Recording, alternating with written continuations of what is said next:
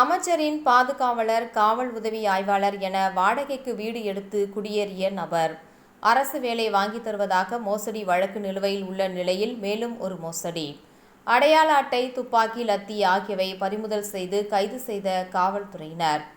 அரசு வேலை வாங்கித் தருவதாக மோசடியில் ஈடுபட்டு மேட்டுப்பாளையம் சிக்கி வழக்கு விசாரணை நடைபெற்று வரும் நிலையில் மேலும் ஒரு மோசடி வழக்கில் கோவை போலீசாரிடம் சிக்கிய நபரிடம் காவல்துறை அடையாள அட்டை, துப்பாக்கி, லத்தி ஆகியவற்றை பறிமுதல் செய்தனர். கோவை மாவட்டம் ஈச்சனாரியை அடுத்த மாச்சேகவுண்டன் பகுதியில் தினேஷ் என்பவரின் வீடு உள்ளது. இந்த வீட்டிற்கு கடந்த 3 மாதங்களுக்கு முன்பு வீரபத்திரன் என்பவர் வாடகைக்கு குடிவந்துள்ளார்.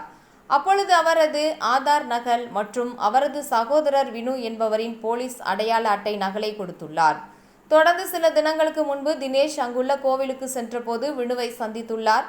அவரிடம் எந்த காவல் நிலையத்தில் பணிபுரிகிறீர்கள் என தினேஷ் கேட்டபோது தான் அமைச்சருக்கு பாதுகாப்பு பணியில் இருப்பதாக வினு தெரிவித்துள்ளார்.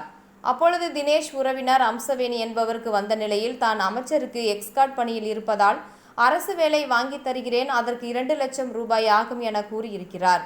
அதற்கு வீட்டில் பேசிவிட்டு தகவல் கொடுப்பதாக கூறி தினேஷும் அம்சவேணியும் சென்றுள்ளனர். இந்நிலையில் கடந்த 3ஆம் தேதி தினேஷ் அந்த வீட்டிற்கு சென்றபோது வீட்டின் வெளியில் வைக்கப்பட்டிருந்த சில பொருட்கள் சிதறி கிடந்துள்ளன. அக்கம் பக்கத்தினரிடம் கேட்டபோது 3-4 தினங்களாகவே வீட்டிற்கு யாரும் வரவில்லை என தெரிவித்துள்ளனர். பிறகு தினேஷ் மற்றும் சாவியை கொண்டு வீட்டை திறந்து பார்த்தபோது வீட்டிற்குள் கைத்துப்பாக்கி, போலீசார் பயன்படுத்தும் தடிகள், மெட்டல் டிராக்டர், தமிழ்நாடு போலீஸ் என அச்சிடப்பட்ட அடையாள அட்டை ஆகியவை இருந்துள்ளன. வீட்டில் பொருட்கள் சிதறி கிடந்ததால் அதிர்ச்சி அடைந்த தினேஷ் அனைத்து பொருட்களையும் எடுத்துக்கொண்டு மதுக்கரை காவல் நிலையத்தில் ஒப்படைத்துள்ளார்.